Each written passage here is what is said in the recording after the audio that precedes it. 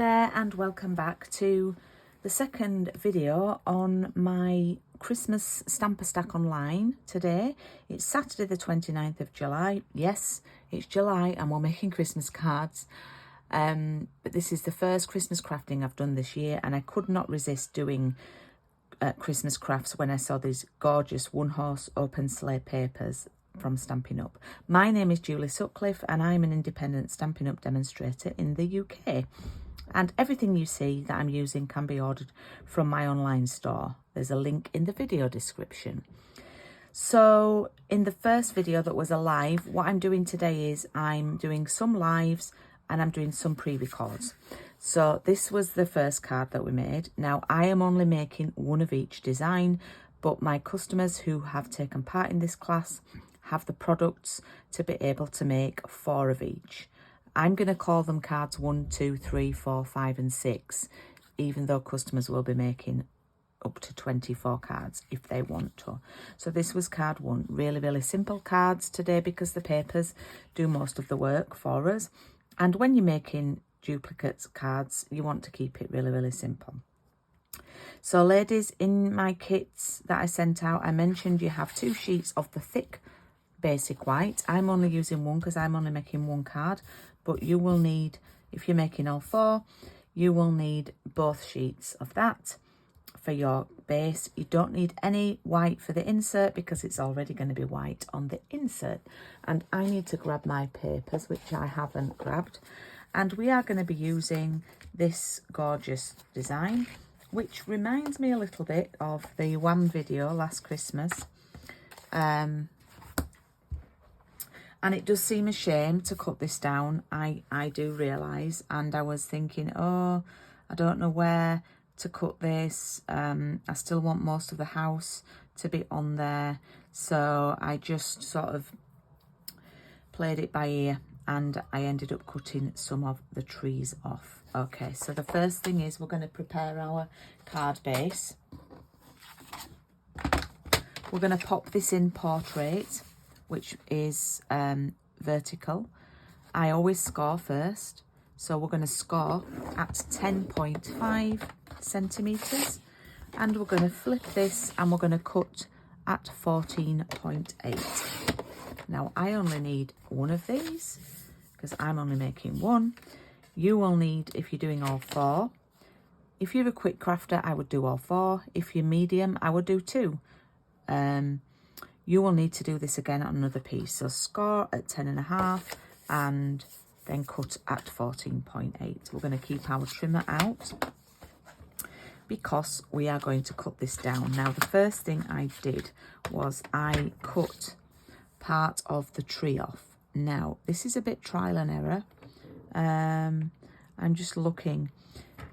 If you look at the bottom of the house, it's just where the triangle ends, where the snow bit is. So there's just a little bit of the tree left on.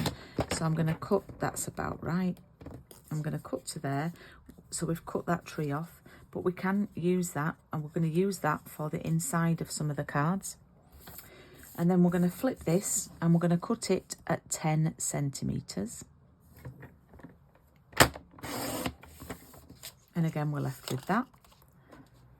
Okay, now I'm just trying to think, did I cut any off the top? No, I've not cut any off the top. I've just cut from the bottom. So I'm going to put it in this way and I'm going to cut it at 14.3. So this piece of paper now measures 10 by 14.3. And we are going to definitely use that on a card. I'm not sure which number card it is, but I do use that inside. And we are then left with this. Okay. For this class, I advise my customers we're just using 1 colour ink pad. We're using Early Espresso, and I am using the Brightest Glow stamp set, which is available in our current annual catalogue. And I'm going to use the greeting that says, wishing you a season of hope and light, because of the lights on the house and the trees. So I'm going to just ink that up and I'm going to stamp it in this corner where the lights are.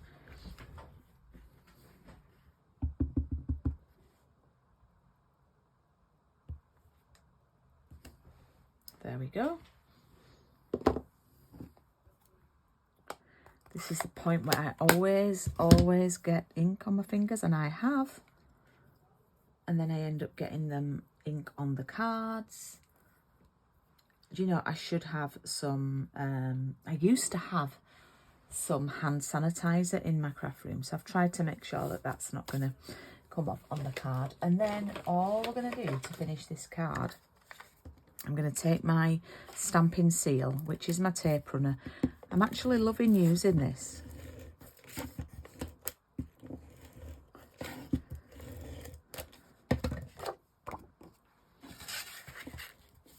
And then we're just going to pop this down here.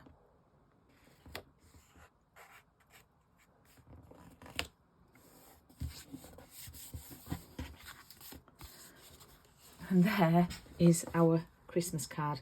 Now this video is only just over 6 minutes long, so we're talking minutes per card.